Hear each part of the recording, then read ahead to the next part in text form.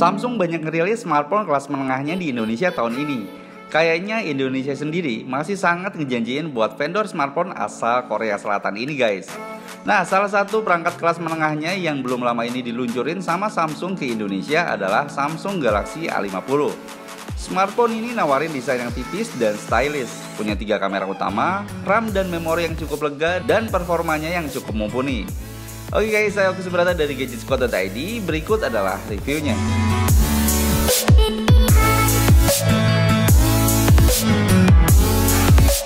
Ngomongin soal desainnya, Galaxy A50 nawarin desain mini bezel di layar Super AMOLED-nya seluas 6,4 inci dengan resolusi Full HD+.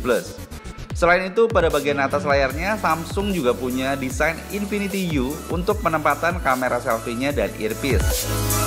Punya layar luas, mini bezel dengan aspek rasio 19,5:9. Buat saya bisa lebih puas saat nikmatin konten video, kayak browsingan atau streamingan. Selain itu, dengan dukungan layar Super AMOLED-nya, ngebuat tampilan di layarnya yang bisa banget manjain mata. Pindah ke bagian belakangnya, Galaxy A50 ini hadir dengan bodi yang mirip dengan material kaca mengkilap yang menggunakan materialnya polikarbonat. Di sebelah kiri atas ada 3 kamera utama lengkap dengan LED flash, dan kalau kalian lihat di sini, nggak ada tombol sidik jari pada bagian belakang smartphone karena pemindai sidik jarinya ditempatkan di layar depan. Untuk perlindungannya, Samsung Galaxy A50 ini dibekali dengan lapisan Corning Gorilla Glass 3. Walaupun bukan generasi yang terbaru, tapi udah cukup ngasih perlindungan dari benturan ataupun goresan.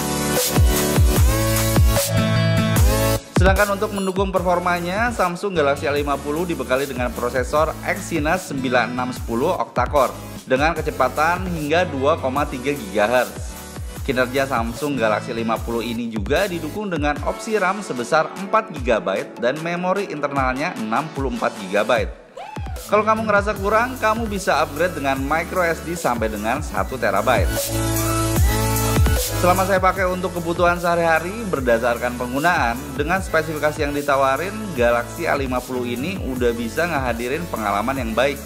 Yap, yang artinya selama pemakaian, smartphone ini bisa ngejalanin kinerja dengan baik, nggak nge-lag, dan untuk dipakai buat kebutuhan multitasking masih lancar.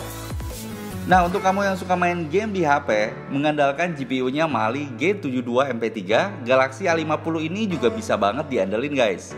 Saat saya coba mainin game PUBG Mobile, saat pertama main saya langsung diarahin ke pengaturan grafis high. Selama saya mainin game ini dengan waktu yang cukup lama, saya nggak nemuin adanya masalah atau nge-lag. Justru saya jadi makin betah mainin game di settingan grafik smooth dengan option frame rate-nya ekstrim. Ditambah lagi dengan kualitas layarnya Super AMOLED yang bikin visualnya kelihatan lebih real dan detail. Selain itu, untuk hasil AnTuTu benchmarknya dengan spesifikasi yang dibawanya, pada saat saya tes uji Galaxy A50 ini bisa ngedapetin skor 141 ribuan.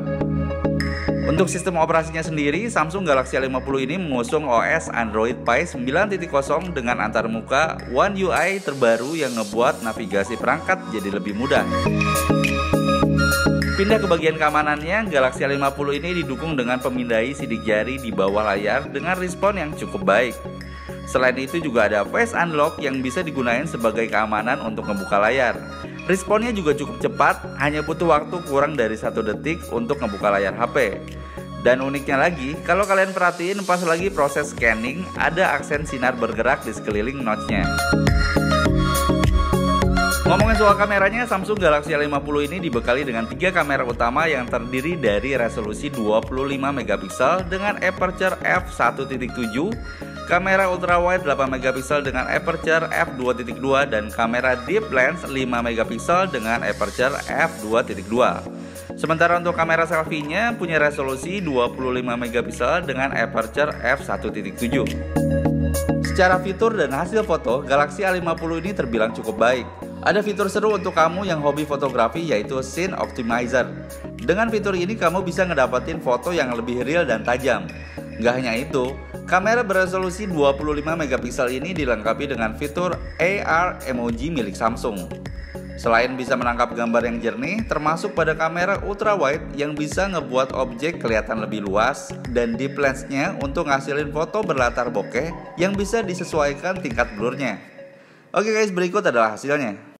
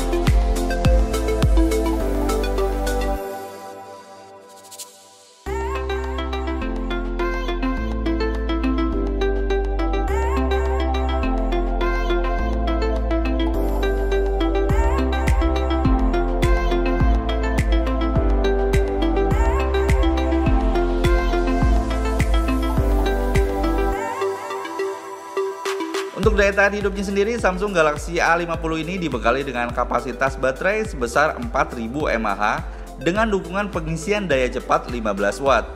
Untuk proses pengisian dayanya bisa selesai selama 1 jam lebih sedikit. Saat dipakai, konsumsi daya baterai juga cukup tahan hingga penggunaan seharian. Oke guys, jadi dibanderol dengan harga 4 jutaan, menurut saya Galaxy A50 ini bisa dibilang udah bisa memenuhi kebutuhan pengguna milenial yang aktif buat media sosial termasuk untuk live streaming. Punya spesifikasi kamera mumpuni, baterai berkapasitas lumayan besar dengan pengisian daya cepat yang ngedukung kebutuhan kayak saya yang pengen terus nyambung ke internet. Dan sekali lagi kalau dilihat dari sisi performanya, dari penggunaan selama sebulanan ini, untuk penggunaan sehari-hari buat dipakai kayak kebutuhan multitasking, Galaxy A50 ini bisa nunjukin performanya dengan lancar dan nggak ada masalah. Terutama pas saya pakai buat main game kayak PUBG Mobile yang udah bisa ngedapetin grafis high yang didukung dengan kualitas layar yang detail dan tajam. Selain itu, desainnya yang ramping juga ngebuat smartphone ini nyaman pas lagi digenggam. Dan tips dari saya, baiknya kamu nambahin casing karena smartphone ini cukup licin saat dipegang. Oke guys, sekian untuk video kali ini. Like dan share jika kalian suka dengan video ini. Dan jangan lupa untuk subscribe channel YouTube Gadget Squad untuk info seputar gadget lainnya. Oki Subrata out, see ya!